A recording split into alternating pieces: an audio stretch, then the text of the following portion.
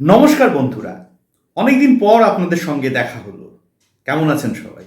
ভালো তো? আপনারা প্রত্যেকেই জানেন ভগবানজি বা গুমনামি বাবাকে নিয়ে আমি কাজ করছি এবং তা করে চলব। একটা বিষয় হঠাৎ করে আমার মনের মধ্যে খটকা জাগালো। বিষয়টা হচ্ছে ভগবানজির মৃত্যু নিয়ে দুই তরফে দুই মত। কেউ বলছেন 1885 সালে তিনি মারা গেছেন, কেউ বলছেন না, এই রামভবন থেকে তিনি অন্যত্র কোথাও চলে গেছেন। তো এই যে চলে যাওয়া বা এই যে তার মৃত্যু, আজকে সেটার ওপর একটু আলোকপাত করব। আপনারা প্রত্যেকেই জানেন যে ভগবানজির দাঁত পাওয়া গিয়েছিল এবং সেটা দেশলাই বাক্সের মধ্যে। অনেকের মতে ওই দাঁত ভগবানজির নাও হতে পারে, আবার কেউ কেউ মনে করেন ওই দাঁত ভগবানজির। আপনারা প্রত্যেকেই জানেন, কারণ জাস্ট স্মৃতি উস্কে দেওয়ার জন্যই এই কথাটা বলা, যে ওই ডিএনএ যখন করা হয়েছিল, দাঁতের ডিএনএ এই কলকাতার যেখানে করা হয়েছিল এখান থেকে বলা হয়েছিল ডিএনএ মেলেনি। তারপর ইলেকট্রোফেরোগ্রাম রিপোর্ট চাওয়া হলে আরটিআই এর মাধ্যমে দেখা যায় লেখা থাকে নট ফাউন্ড। আর হায়দ্রাবাদে যেখানে করা হয়েছিল সেখানে বলা হচ্ছে যে সাফিসিয়েন্ট এলিমেন্ট নেই। ডিএনএ টেস্টের জন্য দাঁত ছাড়া কি অন্য কিছু হওয়া সম্ভব? যদি একেবারে নির্দিষ্টভাবে আমি মেনে নিই যে ওই সময় 1885 সালের সেপ্টেম্বর মাসে ভগবানজি মারা গেছেন এবং তাকে দাহ করা হয়েছে গুপ্তার ঘাটে, তাহলে কতগুলো জিনিস উঠে আসে। কি বিষয়? আমিও যে ডিএনএ নিয়ে খুব পণ্ডিত মানুষ তা নই, কিন্তু আমার মধ্যে এই প্রশ্নটা এসছে, তাই আমার এই প্রশ্নটা আপনাদের মধ্যে শেয়ার করছি। আপনারাও আপনাদের মতামত জানাতে পারেন। সেটা হচ্ছে, তাকে চন্দন কাঠের চিতায় পোড়ানো হয়েছিল। চন্দন কাঠের চিতা আর ইলেকট্রিক চুল্লি, এই দুটোকে আপনারা একটু মাথায় রাখবেন। ইলেকট্রিক চুল্লিকে কন্ট্রোল করা যায়, নির্দিষ্ট তাপমাত্রা কমানো যায়, বাড়ানো যায়।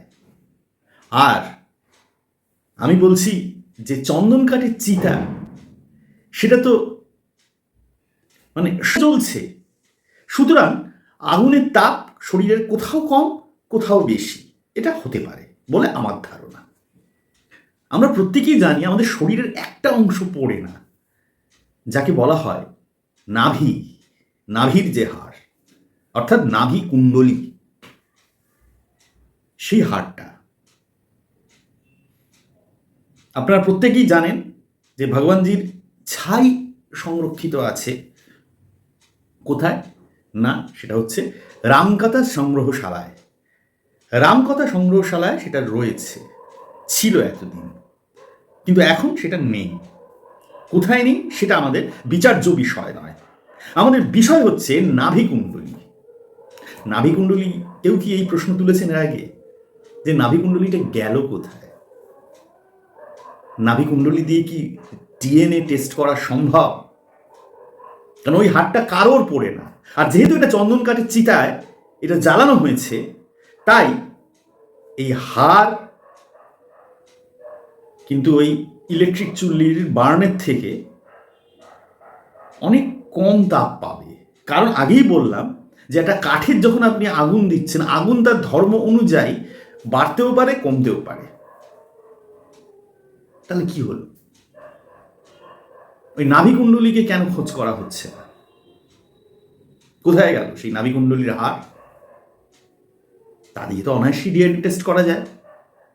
এবার স্যাম্পল পাওয়া যাবে কি যাবে না সেটা পরবর্তী বিষয়।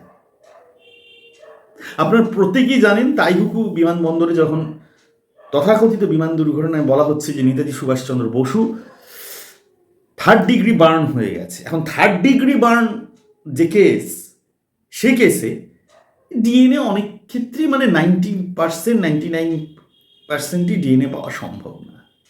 কিন্তু চন্দন কাঠের চিতায় পুড়লে সেই নাভিকুণ্ডলীর হাড়ের ডিএনএ হয়তো পাওয়া যেতে পারে, হয়তো বলে আমার ধারণা। কিন্তু সেটা নিয়ে তো কেউ প্রশ্ন তুলছেন না। কেন? এই কেন উত্তর আমিও খুঁজব, আপনারাও খুঁজবেন। খুঁজতে খুঁজতে যদি কিছু পান অবশ্যই জানাবেন। আমিও খুঁজি, আপনারাও খুঁজুন। দেখুন, আমি একটা কথা বারবার আপনাদের বলে থাকি যে কোনো কিছু চাপিয়ে দেওয়া আমার কাজ না, আরোপ করা আমার কাজ না। আমরা দুজনেই খুঁজব। খুঁজতে খুঁজতে যদি কিছু পাই অবশ্যই আপনারা কমেন্ট বক্সে জানাবেন। আমরা দুজনেই সমৃদ্ধ হব। আজ তার এই অবধি। একটা নতুন এপিসোড নিয়ে, যেটা আগে কখনো হয়নি, সেটা নিয়ে আমি খুব শিগগিরই আপনাদের দরবারে উপস্থিত হব। ভালো থাকবেন বন্ধুরা। জয় হিন্দ।